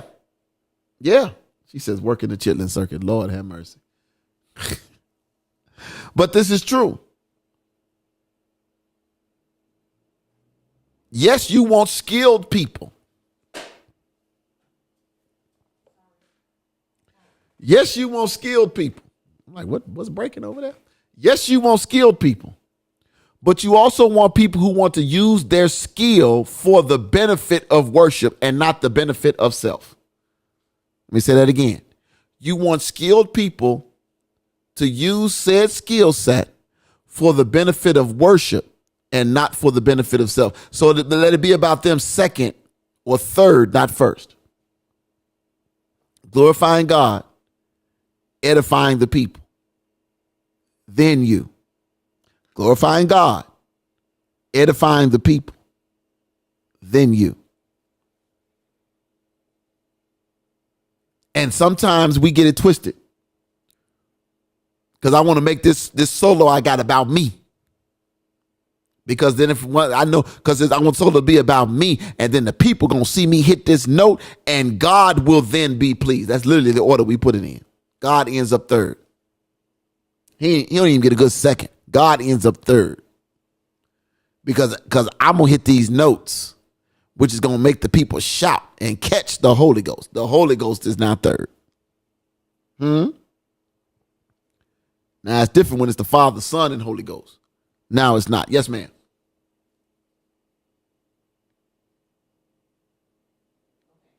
I am. Yes. Okay. I think I have sometimes what's that? A little truth moment. Back at our old church, I'm like, it was hard for me to really listen to you guys because I was like wondering, when did conviction just hit y'all just now at that song right here, right now? Because I mean, all of y'all, I mean, me included. You knew everybody outside. We look like a bad rendition of The Hangover and everything. So I'm looking like, I'm not gonna like they said. I'm not gonna play with God like that. I can't play with Him like that. Like right. If you and if I was up there all the ladies hit the floor and then and now. I give him no. I'm not gonna play with him like that. Right? Yeah, and then. Right, y'all. I mean, y'all. Not to say y'all, but I mean, a lot of times I just felt like I can't play with God like that. I cannot. Like at what moment? At what moment? The moment you got out your vehicle, that convictions, set in on you and everything else like that. Or was it 24 hours ago and everything else like that? Was it the moment I left y'all and everything? That's why it was so hard. Like y'all were the best singers. Y'all can sing, but I'm like, thank you very much. Just we look like like I said, we look like a bad set of The Hangover, the black people version, and that kind of bothered me and everything. I can't answer for anybody else. I can tell you, I'll sometimes overly transparent. I can tell you, I know for me, sometimes it was just getting through the songs. I'm gonna get up here and sing, and I'm gonna go sit down, or go back up to the pulpit, or run back up to the balcony, whichever one was the easier. But then there were times, based on whatever was going on the night before, that conviction would set in because you're singing a song and then your brain, your spirit, or your mind, your body, and your spirit all meet up at the same time. Okay. And now you're realizing at that moment, because of what you're doing at that moment, does not coincide with what you were doing the previous moment. Okay. So then conviction does set in. Now here is the flip side. You're convicted in the moment, but not convicted enough to change. Right. Like so the conviction was legitimate because you were convicted in the moment. Okay, I'll say it like this. Come on. I just felt like sometimes, like, you know. Did you think people was fake phone and kicking it? Yeah. Like, I knew that's where you was going. Like at 11 a.m., I give him up. Okay, for real? Okay. And then at 2, whenever we end it and everything else like that, it's like, you know, we back to scratch down. Like, it'd be some residual. Like, you know, the church music was still going a little bit, you know, a little bit longer, maybe 3 to 4 hours before we got into the barge, you know, into something else and everything else like that. But and then also, like, some people, I'm not critiquing nobody. I'm not being judgmental. It was just very hard. No, and everything else like that. I know some people. I saw some people who took that conviction at 11 a.m. and they probably had it before then. I just saw you at 11. Mm-hmm. At 11 a.m. and they took it and they took it and after 2 p.m. they still had it, and then 3 p.m. they said, like, you know, and I would hear them say, like, you know, God didn't want this for their life, and I was looking like, okay, mm-hmm. I'm like, God got them good and everything else like that, and you know, it's so hard. I know from the singing standpoint was one part. I know for preaching it's very, very difficult, and I've had those moments after moments after moments where you're preaching and at the same, every word you're saying is like sticking you in your, it's like somebody taking a toothpick and sticking it underneath your fingernail. Because that's the level of pain you're causing yourself in just delivering the word. Because I'm trying to help you is hurting me. Helping you is convicting me because I have to tell you this story. But in order for me to tell you this story, I got to step on my own toes. Right? Obviously, like, our feet didn't hurt enough. Sometimes it does not, which is why you continue to go through the same crap over and over again. I'm simply saying that is, though, the case. You have those people who, even in all of their errors, even in all of their shortcomings, if you just go to the Bible, there was too many people in the Bible who had that same issue. We often go, you know, it's easy to, and it's not to use them as an excuse, it's to use them as an example. Now, the difference is when we always say when we know better, we should do better. The problem is the reason God keeps us going through these same things over and over again is because we have not yet learned, or we have not made the choice to completely change. We want to keep our toe in the world. Like, I'm gonna put my whole left side over here, and I'm gonna put 3 toes on my right foot in here too. But my pinky toe gotta stay out here, cause just in case the right party hit, I'm up. Just in case the right phone call hit, I'm up. Just in case the right invitation hit, I'm up. Just in case the right opportunity hit, I'm up. Or I want to be able to get that. Now I'm gonna come back over here, but I want to be able to get, and that's where I just don't think God wants you to play like that. Oh, like, he doesn't want like, it. No, think, but like, he's you know, no, he it doesn't. goes to the whole thing of closing doors and everything. Mm-hmm. You know,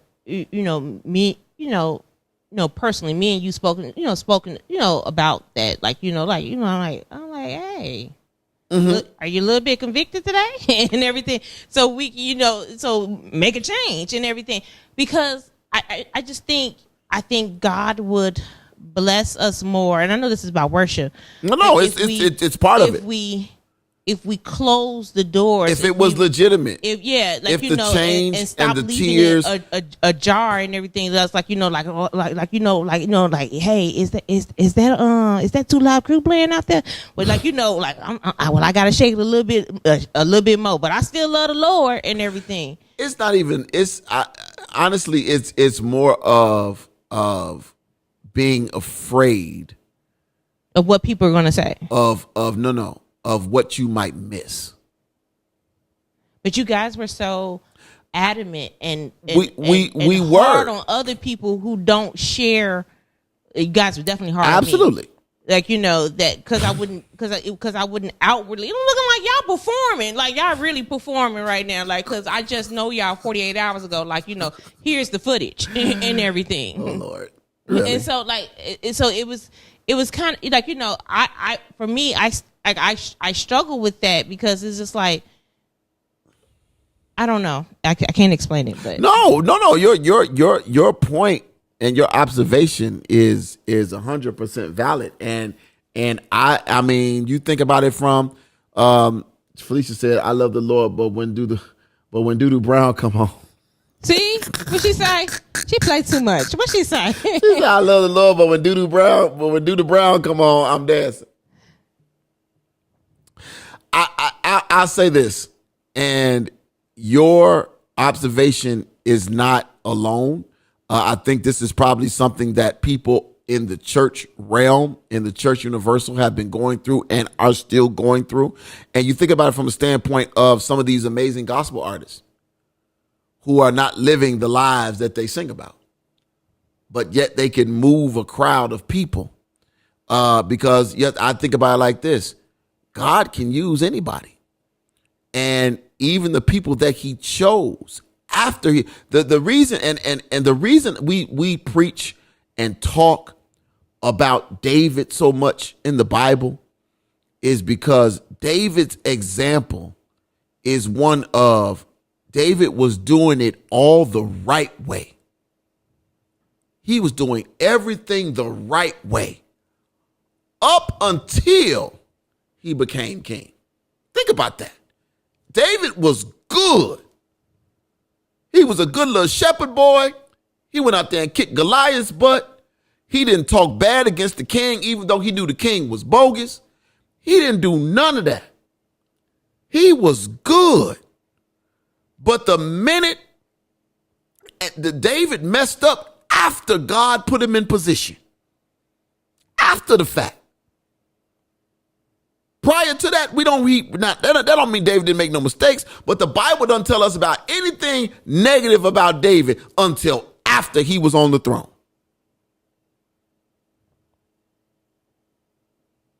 Now, the difference is when it was brought to David's attention that he had messed up, because David knew he had messed up with Bathsheba. He knew that already. But when his buddy came to him and said and shared the story about the lamb, and you took the one lamb from this person, that's all he had left, and you took it, that's when conviction hit David. But for David, it was legitimate, because David fell down on his face and said, oh Lord, I done messed up. Don't take your joy away from me. That's where that song comes from. Don't take your joy away from me. Restore me the joy of my salvation. Created me a new make me a new creation. Shake me and make me, hold me. All that. That's where he got that from. That's where we get that from. Because his conviction was real. And there are a lot of people who are convicted daily, hourly. But that's why the Bible tells us all the time, killing the flesh is not a one-time thing. It's a daily thing. There's some people who need to kill the flesh of lust and adultery and fornication. Others need to kill the flesh of wanting to cuss people out or whatever. You're constantly killing that man or woman daily, Hourly. Come on, Felicia. Sent the man to war, slept with his wife, and then tried to cover it up. This is after God had called him, not before.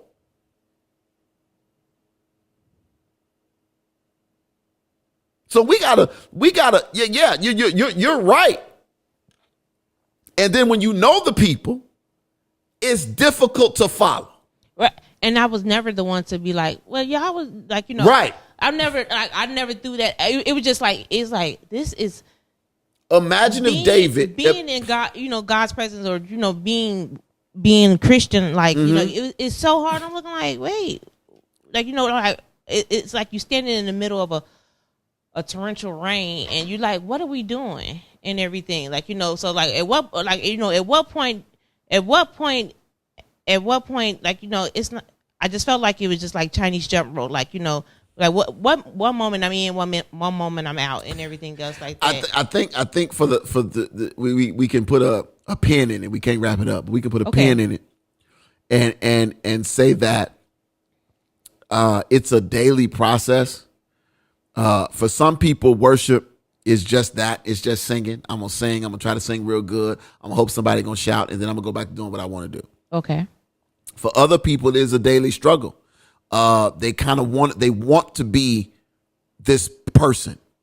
They have a desire to be this person, but they don't know how. And so all they can do is continue to hope that at some point what they're singing about and what they're preaching about becomes the most prevalent thing, and that they're not spending instead of having half in and half out, that can I get 2/3 in and 1/3 out? Can I get almost all of it in and just this little piece out, and then to the point where I get it all in, and I do that hopefully before I close my eyes. Yes.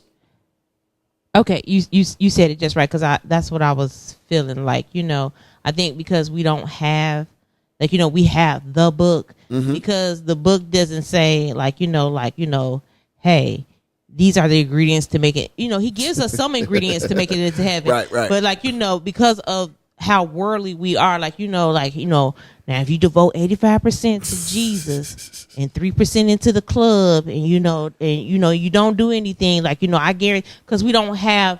I think people are looking for a rubric to get into heaven. But there is, though. It's just that we here was the problem. The more time. Everybody don't have the same issues. Nope. But the more time you spend in the world, the harder it is to leave it. But when you have those people who've never really been in the world, but they're in the word, then that's why it's so easy for them to say, I'm all in. I'm 99.999% in. And the only reason the other percent ain't in there is because I don't know nothing about it yet. Versus people who grew up in church. And again, it's all about the way we were raised in church. Because if truth be told, we were raised in church, but we weren't taught properly. Because we saw our parents do it. Now, don't get me wrong. Let me be real clear. If your mama and them was having fish fries on Friday night, and the deacon and the pastor was over there eating fish fried and whatever at your mama's house, that's going to always look. Yeah, I can hear you preaching on Sunday, but I'm still going to remember you at the fish fry on Friday, cussing at the spade table. See what I'm saying? There is because we are as overly exposed as we are. Imagine this. Think about it this way. I'll go back to David, then I'm going to move on. What if Facebook and Twitter and Instagram had been around when David did what he did? David would not have been able to remain king. Even though he was picked and chosen by God, the only people that knew what David had done was David, God, and Nathan. That's it. I don't even think Bathsheba knew what David had did to get her. So God covered up for David. He hid David. He hid David's wrongdoings because David, he established David. So David still paid consequence. That's why that first baby died. That's why he had hell in his family, Tamar, all of that. All of that stuff happened. But he was God's man. Thank you. He was God's man. God said, look here, I called him because I saw him out there with them sheep. I knew what he was capable of doing. I also know he gonna mess up, but I'm ready. And I know even when I punish him, it ain't gonna break him. But I'm gonna punish him, not the people. Because the people, if the people find out, they gonna punish him and they gonna want to take his life.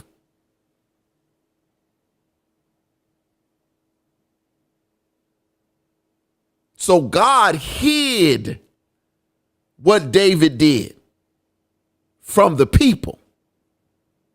But David's closest advisor knew, and that's what broke David's heart, because his advisor came to him and said, man, I know what you did. And God does too. And that was all David needed to hear. That's why he fell to his face. Rent his clothes. We just talked about renting clothes on Bible study the other day. He tore his clothes up. Started pouring ashes on and dirt on his head. Because he knew he had broke God's heart. I'm going to punish him, but I won't break. That might preach. Number 5. Look, what time is it? We ain't gonna even get through number 6, 5, 6, 7. I'm so sorry. That's all good. No, the conversation was worth it. It was worth it. We gonna hit all this next week. We're gonna get through these we're gonna get 5, 6, and 7, and then the other 7. So we're gonna hit all 10. All 10 of these next week in part 2. But that's a valid thing, and we all have to get through that.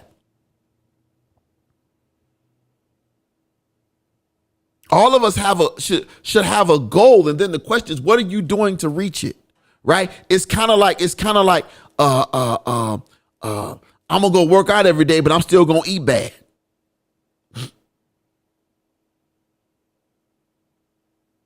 That's the same thing. I'm going to work out every day. I'm going to get a gym 90 minutes every day. But I'm still going to knock down these pizza puffs, these Italian beefs, these tacos, these burritos, these tostadas. Chicken salad. This chicken.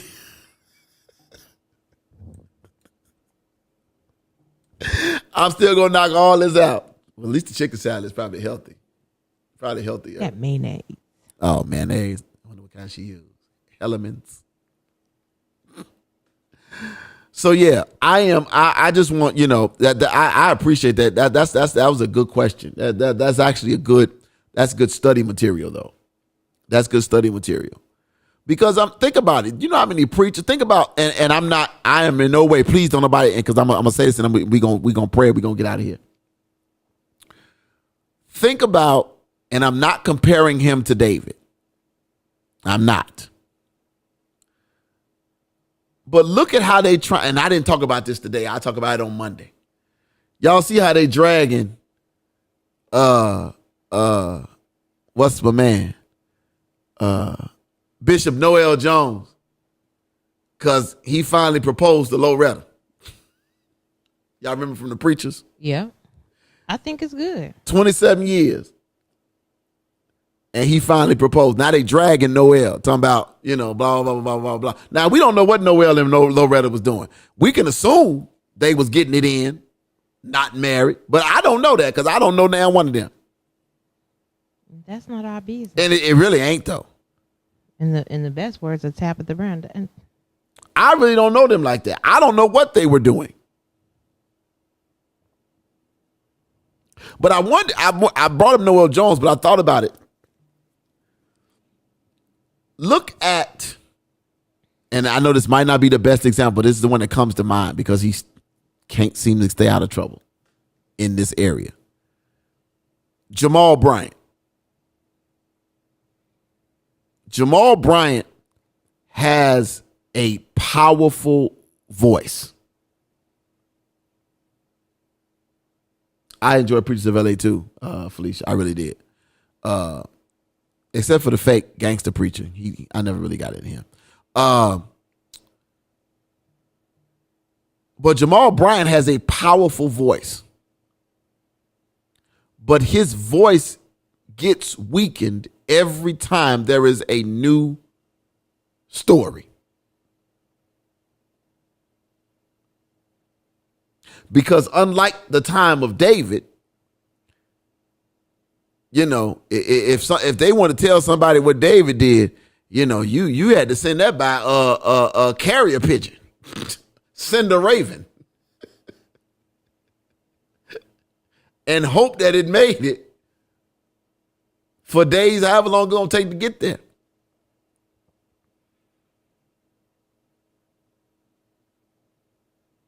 But it's got to be hard to listen to Jamal Bryant. I know it's hard for a lot of people to sit and listen to Jamal Bryant's sermons, knowing what we've been told and what's been exposed.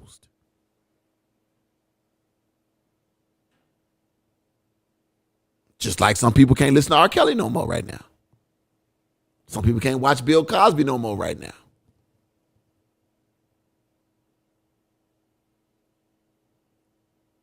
It's a choice. Let's pray. Father God, we thank you for tonight, God. We thank you for the amazing and awesome conversation, God. We thank you for every listener, every viewer, every watcher. God, we're praying right now, God, for those who are still going through grieving. God, we're praying for the Brunson family. Who will be laying to rest their dear family member tomorrow here at the church. We're praying for Sister Naomi Campbell, who is laying her sister to rest on tomorrow. We're praying for Natalie Dumas, whose cousin is being laid to rest tomorrow. So many people in our church, God, have just left here within in 10 to 14 days, God. We've lost 3 people. And but God, we're still going to give you the glory. We're still going to give you the honor, and we most definitely are still going to give you the praise. Now, God, we get ready to leave this place, but never your presence. God, we ask that you would grant us traveling mercy and grace. Bless whatever food we are about to receive, so that it may be nourishing to our bodies. In Jesus' name, we pray. Amen.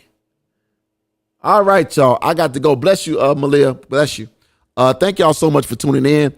We had a good time tonight. I will see y'all back on Monday and all that good stuff. I didn't see even pick who I got in the Super Bowl. I got St. Louis. I got St. Louis. I think it's going to be an absolute blowout. St. Louis. Rams. I'm going to we going to a Super Bowl party, y'all. And it's, you know, it's a party with some people I ain't never been to a party with. So y'all pray that, you know, cause you know how I am about food. So let's pray that everything,